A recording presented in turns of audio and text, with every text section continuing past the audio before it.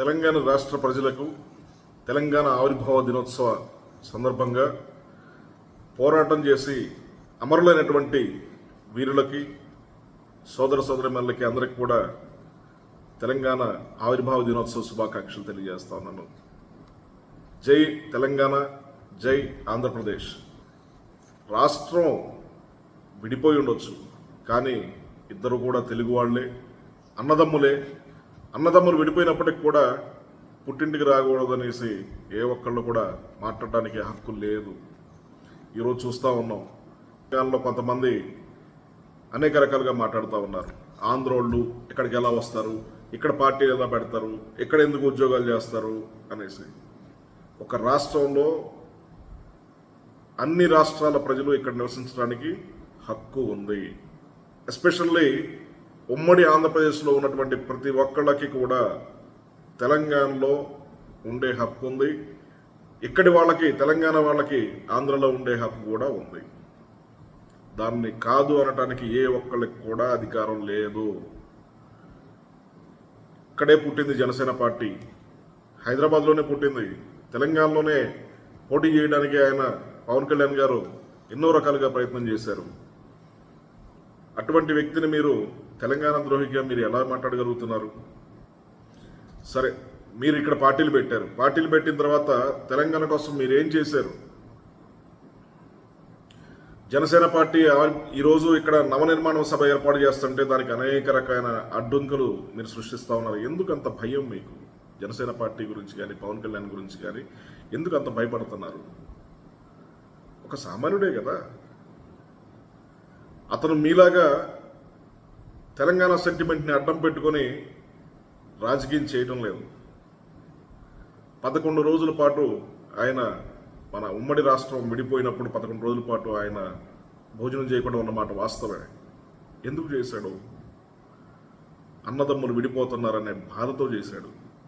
దాన్ని కూడా మీరు వక్రీకరించి ఈరోజు పార్టీకి పులిమి దాన్ని రాజకీయంగా వాడుకోవాలని చెప్పేసి మీరు మాట్లాడుతూ ఉన్నారే, ఇది ఎంతవరకు సబబు? కాంగ్రెస్ పార్టీలో రవాణా శాఖ మంత్రి పొన్నం ప్రభాకర్ మాట్లాడతా,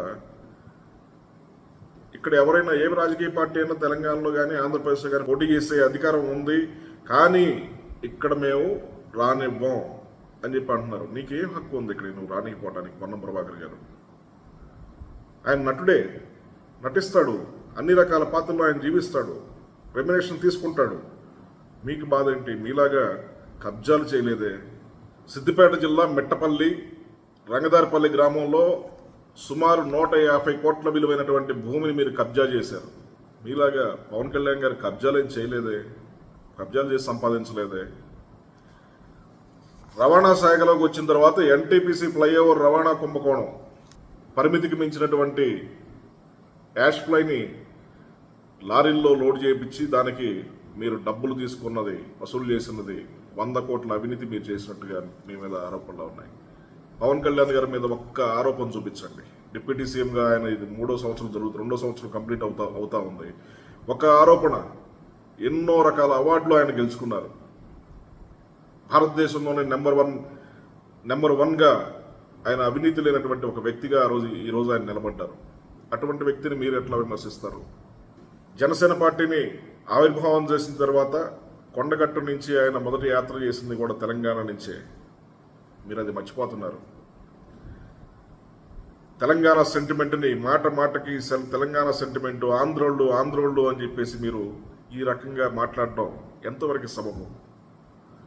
జనసేన పార్టీ, ఆంధ్ర పార్టీ అది తెలంగాణలో రావడానికి వీల్లేదని చెప్పేసి మీరు అంటా ఉన్నారు. మిమ్మల్ని నేను సూటిగా ఒకటే క్వశ్చన్ అడుగుతా ఉన్నాను ఈ రోజున. కాంగ్రెస్ పార్టీ ఎక్కడిది? ఏ రాష్ట్రం పార్టీ కాంగ్రెస్ పార్టీ? మీ నాయకురాలు సోనియా గాంధీ ఏ దేశస్తురాలు? ఆమె భారతీయురాలే కాదు. అటువంటి పార్టీలో మీరు ఉంటూ మీరు జనసేన పార్టీని ఎలా విమర్శిస్తున్నారు? ఆమె భారతీయురాలే కాదు, విదేశీ వ్యక్తి నడుపుతున్నటువంటి పార్టీలో మీరుంటా, మీరు పోటీ చేసి మీరు తెలంగాణ వాదం గురించి, లోకల్ గురించి మీరు ఎలా మాట్లాడుతున్నారు? ముందు మీరు మారండి, మిమ్మల్ని మీరు మార్చుకోండి. మీరు కూడా సొంతగా ఒక పార్టీ పెట్టుకోండి, పార్టీ పెట్టుకుని గెలవండి. గెలిచి ఇండియన్ పార్టీ ఏదైతే ఉందో ఆ పార్టీకి మద్దతు ఇవ్వండి. అంతేగాని విదేశీ పార్టీకి మీరు మద్దతు ఇస్తా స్వదేశీ పార్టీ అయిన మా పార్టీని, జనసేన పార్టీని మీరు ఏ రకంగా విమర్శిస్తారో మేము అడుగుతా ఉన్నాం. కాంగ్రెస్ పార్టీ వచ్చిన తర్వాత మీరు అనేక రకాల హామీలు ఇచ్చారు. నిరుద్యోగ భృతి ఇస్తామని చెప్పారు 2,500 రూపాయల కాడికి.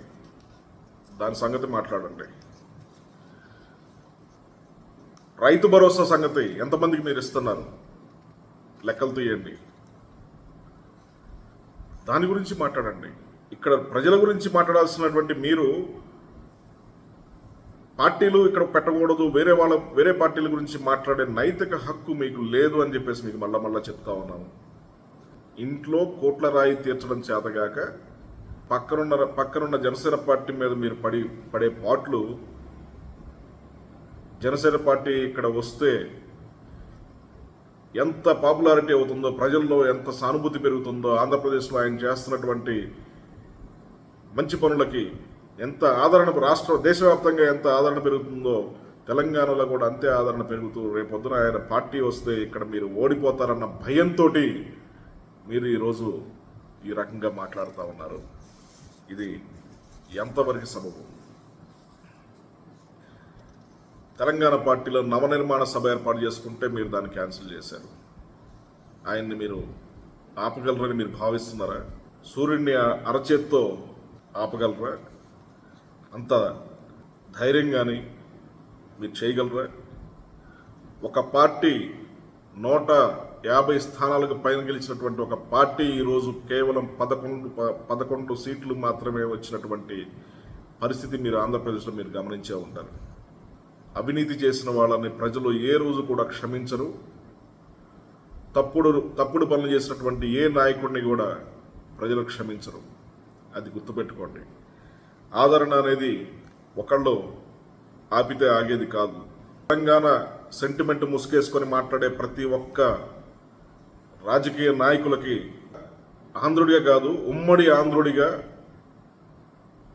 మేము మీ అందరికీ చెప్పేది ఒకటే: ప్రాంతీయ విద్వేషాలు రేపకండి. ప్రజలకి మనం ఎంత మంచి చేయగలిగితే అంతా చేసేటట్టుగానే ఉండాలి తప్పితే విద్వేషాలు సృష్టించి మనుషుల మధ్య తేడాలు లేకుండా చూడాల్సిన బాధ్యత రాజకీయ నాయకుడిగా, ఒక బాధ్యత కలిగినటువంటి మంత్రిగా, ఒక పార్టీ నాయకుడిగా నీ మీద ఎంతో ఉంది. అదే గౌరవంతో మేము ఈ రోజున మిమ్మల్ని మంచిగా మాట్లాడుతూ మీకు తెలియజేస్తా ఉన్నాం. తెలంగాణ ఆవిర్భవించినప్పుడు తర్వాత అమరవీరులు వాళ్ళ కోసం మీరు ఏం చేశారు చెప్పండి. అమరవీరుల కుటుంబాలకు ఉద్యోగాలు ఇస్తారన్నారు, ఇచ్చారా? వారి పేరు మీద విగ్రహాలు పెడతారన్నారు, పెట్టారా? పెట్టలేదు. వాళ్ళని మీరు పట్టించుకున్న దాఖలాలు లేవు. ముందు వాటిపైన మీరు ఫోకస్ పెట్టాలని, తెలంగాణలో విద్వేషాలు సృష్టిస్తుంది మీరు కాబట్టి వాటన్నిటినీ నియంత్రించాల్సిన అవసరం కూడా మీకే ఉంది. కాబట్టి ఓట్ల కోసం, సీట్ల కోసం దేవుళ్ళని, తెలంగాణ సెంటిమెంట్ని మీరు రగల్చకుండా, ప్రజల మధ్య చిచ్చు పెట్టకుండా మీరు ఉండాలని చెప్పేసి మేము కోరుకుంటున్నాం.